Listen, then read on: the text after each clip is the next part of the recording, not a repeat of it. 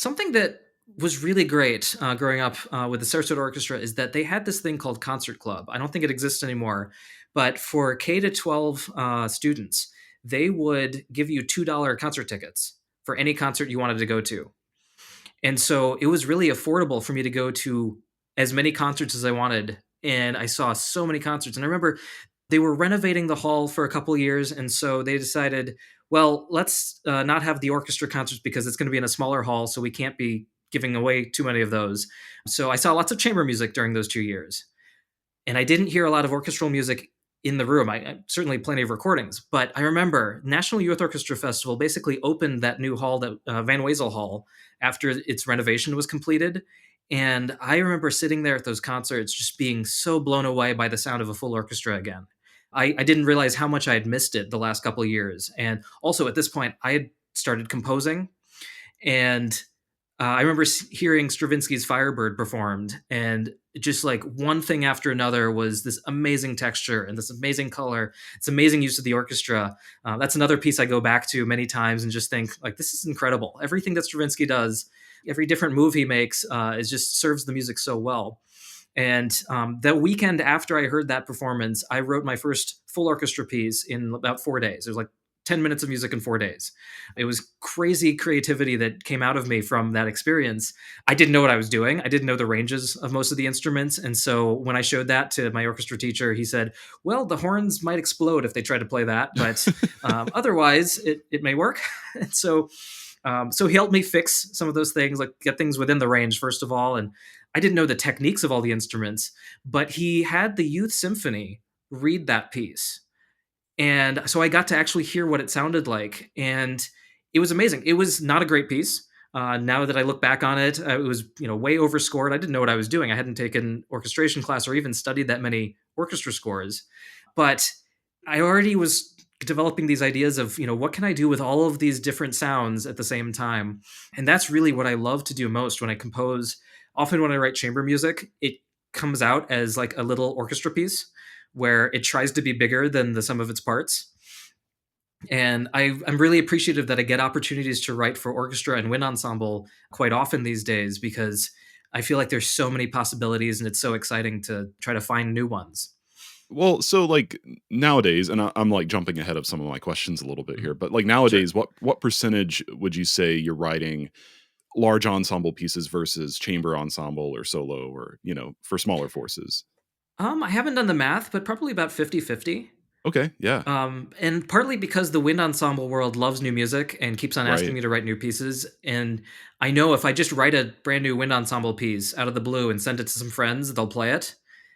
If I do that with an orchestra piece, I might not get as many plays from that. So quite often creating new large ensemble music, because I have those opportunities to hear it, especially when ensemble music. I transcribe a lot of chamber music as well. And I have like a list of pieces that I'm planning on doing that when I have the time.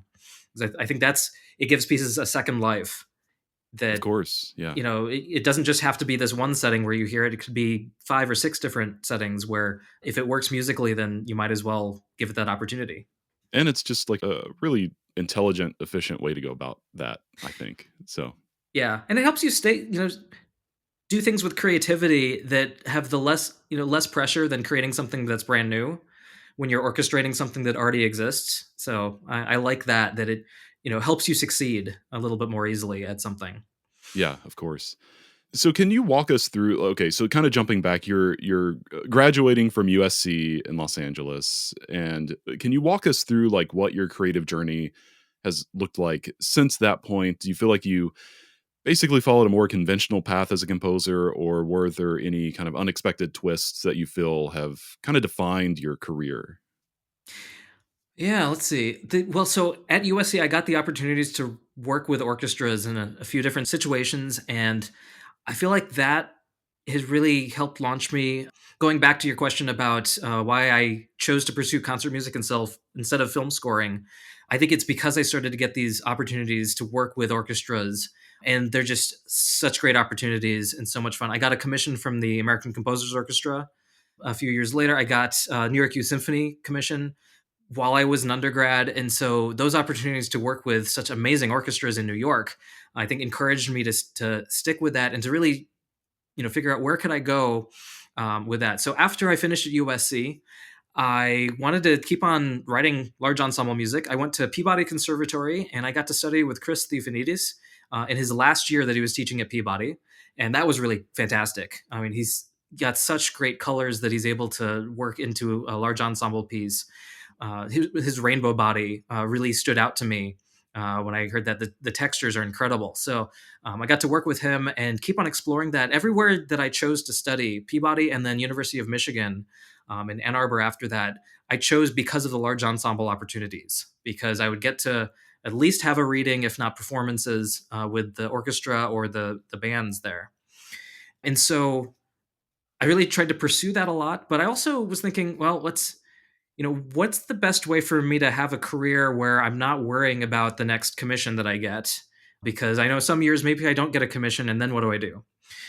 And so, pretty traditional path, getting a doctorate and going and trying to teach composition and theory at a university. That was my goal. And so I just went through, got my master's and got my doctorate in a row.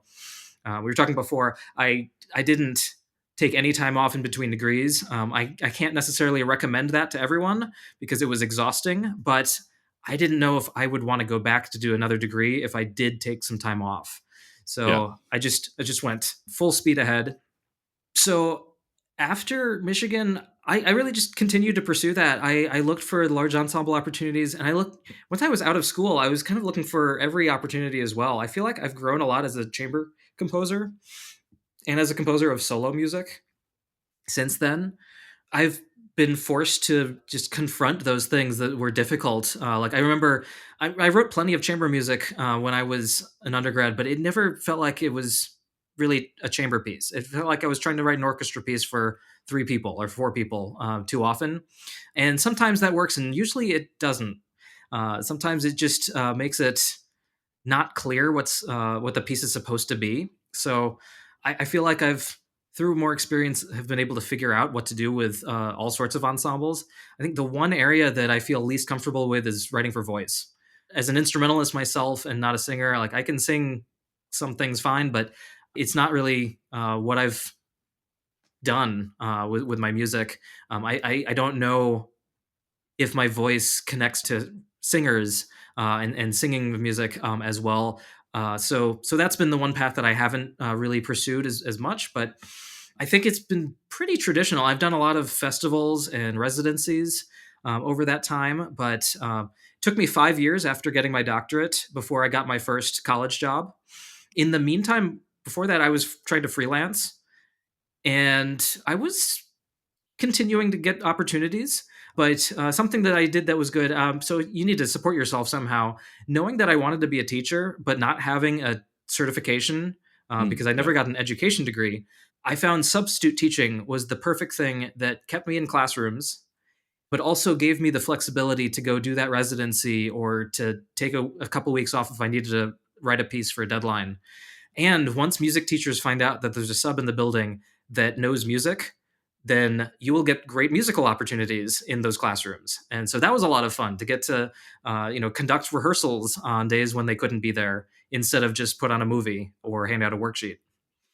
So you were like more or less singularly focused on like large ensemble, and that's kind of what helped you stepping stone to stepping stone move yourself forward.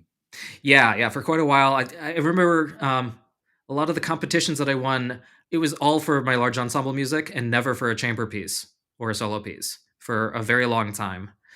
So I feel like that defines. I think it connects to what I want my music to be. I want there to be this variety of colors, this variety of sound and shapes and gestures and all the things that the orchestra and wind ensembles do really well that it's harder to do with fewer instruments. These very big dramatic gestures, like an orchestra can play a lot quieter and a lot louder than a small group, if only because there's more contrast between the quietest and the loudest that it can produce. See, this is a really interesting conversation to me because I feel like I've found myself on the opposite path, like where I am primarily a chamber music composer, And I do have one orchestra piece, and I showed it to a teacher of mine. This was after, like, years after I graduated. I was like, "Can I have a lesson with you for this?" And so we sat down together, and he said, "This is kind of like a chamber piece." I was like, "Oh, okay." but but I am with you. Like the variety of colors, just yeah, I don't know what it is about my music in particular that lends itself to chamber music, but I am really interested in timbre. And so, of course, it's like, yeah, I want to write like a large ensemble piece. I guess just maybe the way I handle like soloistic moments, maybe. I don't know. Anyway, this isn't about me. So, Right. But I mean, a large ensemble can play chamber-like textures perfectly well. yeah, right. But if it's only that, then it's like, do you need 50 people on stage, or could you do the Exactly. same with 20 or 10 or 5? I think the large ensembles benefit a lot from how do you use everyone together at certain points?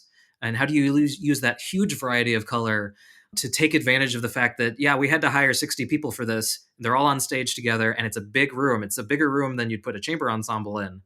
And I think that opens up all these possibilities. I think of texture a lot when I'm composing. I remember very influential pieces that I studied were Ligeti's Atmospheres and some of his other music from the 60s. I remember asking for the score to Atmospheres for my birthday, and my parents had no idea what they're getting into. So they ordered that, and then this gigantic thing came, this way oversized score. It's like, I don't know, 3 feet tall.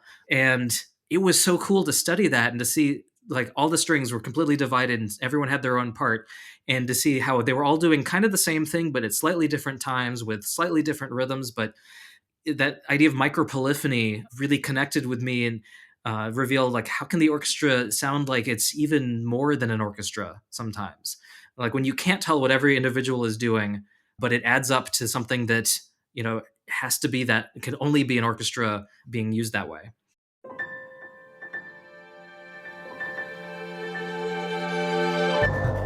Thank you so much for tuning in to Micromaker by Loose Leaf Transmissions. We hope you enjoyed this brief glimpse into the inner workings of the creative life.